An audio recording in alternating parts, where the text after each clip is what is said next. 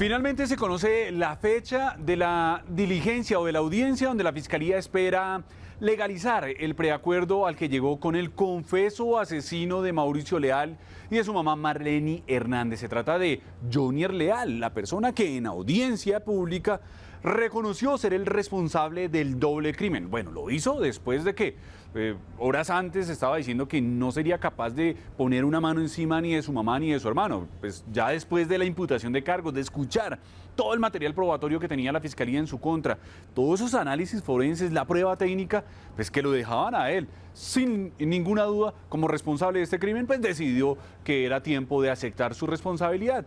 Pero al momento de aceptarlo, pues dice, yo quiero llegar a un acuerdo. Y así fue que se empezó a forjar, a construir ese eventual acuerdo con la Fiscalía. En ese momento, el fiscal dijo que si él aceptaba cargos podría recibir una pena de hasta 25 años de prisión, porque más o menos hacía las cuentas de que era la mitad, hasta la mitad de la condena. Bueno, en fin, salieron una cantidad de cifras, de datos acerca de lo que realmente podría llegar a pagar en cuestión de cárcel por este doble crimen. Pues esto llevó a que Jonier aceptara entonces esa responsabilidad y decirle de plano a la Fiscalía que quería firmar un acuerdo. Así quedaron. En esas condiciones se cerró la audiencia de medida de aseguramiento que llevó a la cárcel, donde se encuentra en este momento Jonier Leal por el asesinato de su hermano y de su mamá. Luego, ¿qué fue lo que pasó? Pues que la Fiscalía tenía que presentar o por lo menos socializar a las víctimas, a la representación de víctimas de este caso, es decir, las hermanas y familiares, los otros familiares de Mauricio Leal y de Marleny Hernández. ¿Cuáles eran los alcances de ese preacuerdo? Desde ese momento empieza una discusión jurídica respecto de la imputación o no del delito de tortura. Para las víctimas aquí hubo una tortura, por lo relatado en la audiencia por el mismo fiscal que dijo que a Jonier, o más bien Jonier, empezó a generar varias puñaladas en contra de su hermano mientras lo obligaba a escribir una carta como despedida, tratando de generar esa hipótesis o la construcción de un supuesto suicidio. De ahí que las víctimas dicen, no, aquí hubo un delito de tortura y es necesario que se impute, no solo porque aumente, digamos, el monto de la pena, los años que tendría que pasar en la cárcel, sino porque se compadece con el daño causado, lo que generó. No fue simplemente un homicidio agravado con sevicia, no, aquí hubo una tortura. Eso es lo que manifestaron las víctimas y así se lo hicieron saber a la Fiscalía. Y que también se lo harán saber al juez de conocimiento que tendrá entonces por definir ese acuerdo.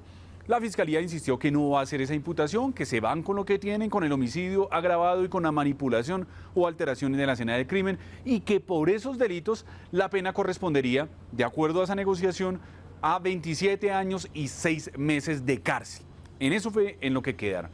Digamos, en eso se pactó ese acuerdo. Esos fueron los términos de esa negociación.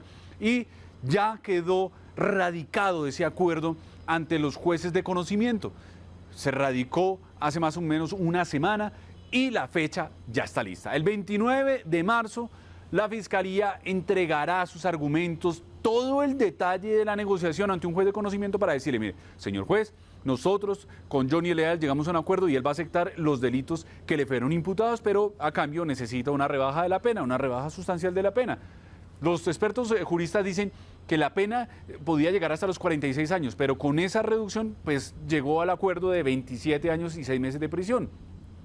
Empiezan a reducirse así algunos beneficios judiciales, por ejemplo, por buen comportamiento, por trabajo y estudio en la cárcel y llegaría más o menos a pagar unos 16 años físicos, es decir, estaría privado de la libertad en una cárcel al menos 16 años. Así llegó, o más o menos así se empieza a tasar la condena. Es una situación que para las víctimas no se compadece con el daño causado, sobre todo con las últimas noticias alrededor de este caso, y es que la defensa de Jonier le pidió un examen psiquiátrico. No se sabe hasta el momento cuál es la intención, cuál es el propósito de ese examen psiquiátrico, si de pronto va a afectar esa negociación, ese acuerdo. Pues la Fiscalía está atenta a ver con qué es que va a llegar la defensa de Jonier ante el juez.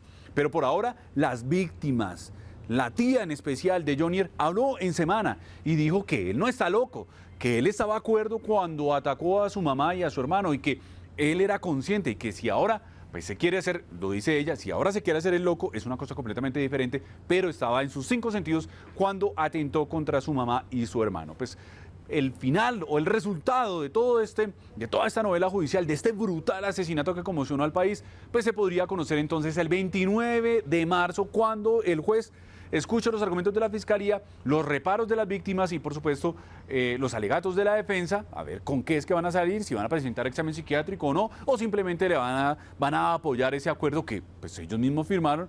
Y pues ese mismo día, ese mismo 29, se podría conocer la condena en contra de Johnny Leal. Estaremos, por supuesto, muy atentos a lo que ocurra en el transcurso de todo este proceso.